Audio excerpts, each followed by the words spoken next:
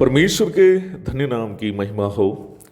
प्रभात मनन के सत्र 1351 में आप सभी का बहुत ही विनम्रता के साथ स्वागत करता हूं। आइए आज के मनन के लिए हम पढ़ते हैं पहला तीमुथियुस अध्याय 4 पद 6। यदि तू भाइयों को इन बातों की सुधि दिलाता रहेगा तो मसीह यीशु का अच्छा सेवक ठहरेगा और विश्वास और उस अच्छे उपदेश की बातों से जो तू मानता आया है तेरा पालन पोषण होता रहेगा। अध्याय 4 के 1 से लेकर 5 तक के पदों में नोस्टिज्म से प्रभावित झूठी शिक्षा के कुछ बुरे परिणामों तथा उससे बचे रहने की अनिवार्यता के बारे में समझाने के बाद 6 पद में प्रेरित पौलुस अपना शिष्य तीमुथियुस को एक और महत्वपूर्ण उपदेश दे रहा है। 6 पद में वह संक्षेप में समझा रहा है कि एक मसीही सेवक की वास्तविक पहचान क्या होनी चाहिए और उनका आत्मिक पालन पोषण किस प्रकार होगा। मैंने आपको पूर्व में भी ये बात कह चुका हूं कि नया नियम में सेवक शब्द 2 परिप्रेक्ष्य में इस्तेमाल किया है। पहला, सार्वजनिक रूप में प्रभु के सभी जो सेवक हैं, जैसे प्रेरित, भविष्यद्वक्ता, सुसमाचार प्रचारक, प्राचीन, शिक्षक, डीकन आदि सबके लिए इस शब्द का उपयोग नया नियम में किया है। दूसरा, डीकन की सेवकाई के लिए विशेष रूप में सेवक शब्द का इस्तेमाल किया है। 6 पद में सार्वजनिक रूप में सभी प्रभु के दासों के लिए इस शब्द का इस्तेमाल किया है। तीमुथियुस एक सुसमाचार प्रचारक होने के कारण उस परिप्रेक्ष्य में भी इस शब्द को हम समझ सकते हैं। 6 पद को समझने के लिए 5वीं पद को भी जोड़कर पढ़ने की अनिवार्यता है। 5वीं पद में 2 महत्वपूर्ण बातों का जिक्र है। वह है परमेश्वर के वचन और प्रार्थना। प्रभु के एक सही सेवक की पहचान वचन के मूल उपदेश के प्रति उनका आत्मसमर्पण ही है। His dedication for the basic doctrine of the Bible is the right identity of every God servant. वचन के उपदेश के प्रति वह सेवक जितना समर्पित है, समझिएगा उतना वो व्यक्ति एक सही सेवक है तथा सही व्यक्तित्व के स्वामी भी है।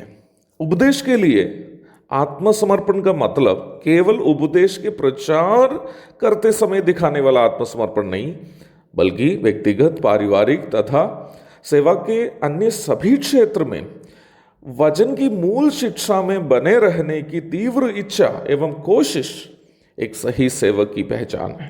दुखजनक बात यह है कि वर्तमान में कई ऐसे प्रभु के दास भी जो दावा करते हैं कि वे वचन की मूल शिक्षा के लिए खड़े हैं, समर्पित हैं, केवल वचन का प्रचार करते समय ही वे लोग उपदेश के लिए खड़े रहते हैं और जीवन के अन्य सभी क्षेत्र में वक्त के अनुसार वे लोग अन्य कई बातों के साथ समझौता कर लेते हैं। ये बहुत ही दुखजनक बात है जो वर्तमान कालीन कलीसिया सामना करती है। जबकि सच्चाई यह है कि वचन की मूल शिक्षा अथवा basic doctrine of the word of God केवल प्रचार करने की चीज नहीं है। जब तक हम उस शिक्षा को जीवन में लागू नहीं करते हैं, उस शिक्षा या उपदेश का कोई महत्व नहीं है।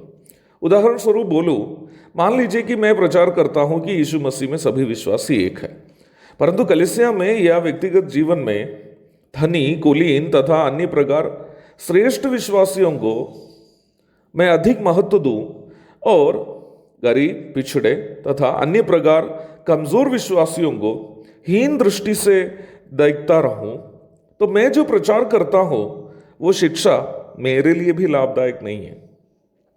विश्वास जीवन का पाठ पढ़ाने वाला आवश्यकताओं की पूर्ति के लिए धनी विश्वासियों के जेब या फंडिंग एजेंसियों के धन पर भरोसा करते रहे, उस सेवक की शिक्षा का क्या महत्व है।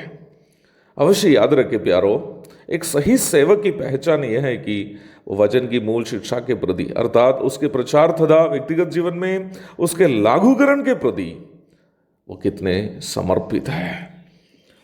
यदि वो वचन के प्रति आत्मसमर्पित रहेंगे तो निश्चय ही उस वचन ही उस सेवक का पालन पोषण का काम करेगा। बढ़िएगा मत्ती 4:4 में शैतान से यीशु मसीह ने क्या कहा था। और प्रार्थना वो ईंधन है जो कोई भी सेवक को वचन तथा पवित्र जीवन में सफलता दिलाता है।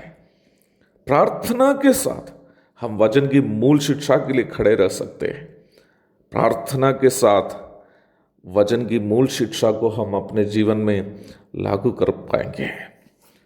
प्रार्थना वो ईंधन है जो मसीह जीवन में या सेवा में हमें सफलता प्रदान करता है। मुझे सुनने वाले सभी प्रभु के दासगण की प्रभु मदद करे कि वचन की शिक्षा के प्रति आपका आत्मसमर्पण आपकी पहचान हो और प्रार्थना आपके आत्मिक जीवन का ईंधन हो। उसके लिए प्रभु आपकी मदद करे। मुझे सुनने वाले विश्वासी भाई बहनों, आत्मिक जीवन की सफलता वचन की मूल शिक्षा के प्रति हमारे आत्मसमर्पण तथा प्रार्थना के साथ उसे लागू करने की हमारी कोशिश है। एक और शुभ दिन की धन्य कामनाओं के साथ आज का प्रभात मनन का मैं यहाँ पूर्ण विराम करता हूँ। प्रभु आप सबको आशीष दे। आमीन।